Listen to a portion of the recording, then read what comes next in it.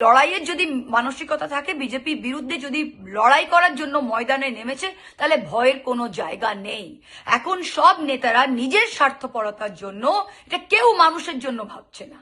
মানুষ তো ভোট দিয়েছে 2,60,00,000 এগেনস্ট বিজেপি। তাহলে আপনারা এখানে দাঁড়িয়ে কিভাবে বলছেন যে আমরাই আসল তৃণমূল?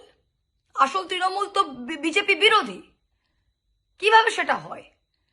আপনারা এখন নিজেকে ইডি থেকে বাঁচাবেন, নিজেকে সিবিআই থেকে বাঁচাবেন, নিজের সিকিউরিটি নিয়ে ঘুরতে চান, নিজের সুবিধা করে কাজ করতে চান।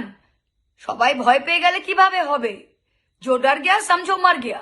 তা যারা এখন ডরতে চান নিজের সুবিধার জন্য, দরজা খোলা যান। যারা কর্মীরা ফোন করছে, কর্মীরা বলছে নেতাদের কি হচ্ছে, আমি একটাই কথা কর্মীদের কাছে বলতে চাই, এই দল তৃণমূল কংগ্রেস দল কর্মীদের দল। মমতা ব্যানার্জির নেতৃত্বে এটা কর্মীদের দল।